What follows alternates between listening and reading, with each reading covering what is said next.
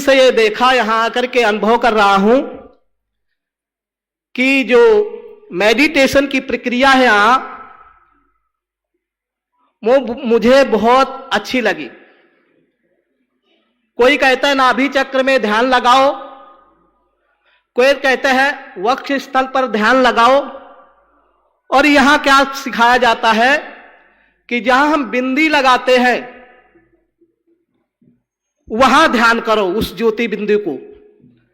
तो मैं 3 दिन से यह चिंतन कर रहा था कि ये यहां पर ही ध्यान की क्यों बात करते हैं, अन्य जगहों पर ध्यान की बात क्यों नहीं करते। तो मेरी समझ में आया क्योंकि परम पिता परमात्मा के अगर ज्योति बिंदु का दर्शन आप कर सकते तो यहीं चक्र में ही कर सकते।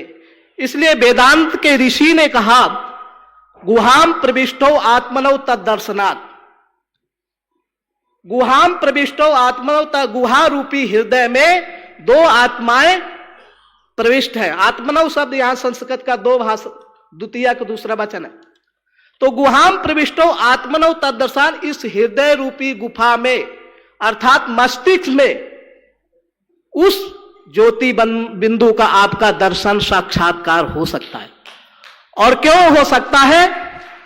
क्योंकि ईश्वर ने, परमात्मा ने, हम यहां कहते हैं कुंभ मेले में चलो, और कुंभ मेले में कहते हैं कि वहां त्रिवेणी गंगा है, गंगा जमुना सरस्वती 3 नदियों का वहां पर संगम है।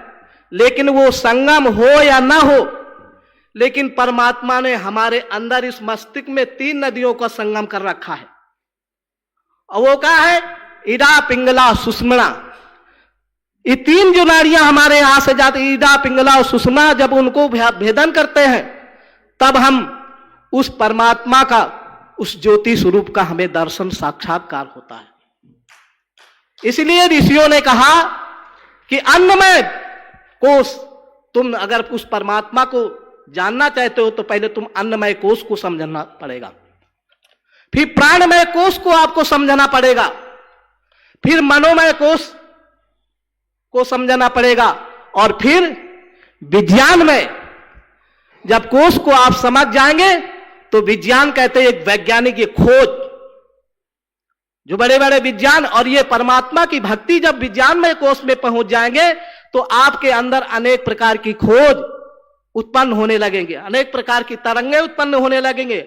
और जब तरंगें, वो ज्ञान उत्पन्न होने लगेगा तो दुनिया की कोई ऐसी शक्ति नहीं है कि तुम्हारे अंदर सब पीछे लग जाएंगे। और तुम फिर क्या, जब पीछे लगे जाएंगे तो संसार को पतित से पावन बना सकते हैं। पतित से पावन जब ही बना सकते हैं जब आपके अंदर कोई शक्ति, फिर अंत में का आनंदमय कोश, जब आनंदमय कोश को आप भेदन कर लेंगे तो उस परमात्मा को साक्षात दर्शन ज्योति स्वरूप में हो गए। जो यहां शिव बाबा के दर्शन होते हैं तो परमात्मा की अनुभूति न मंदिर में, न निश्चित, न कहीं ईंट पत्थरों में नहीं हो सकती। अगर उस ज्योति स्वरूप परमात्मा के दर्शन हो सकते हैं तो ये ब्रह्म चक्र, जो अज्ञा चक्र है, यही परम पिता परमात्मा की अनुभूति हो सकती है, दर्शन हो सकते हैं।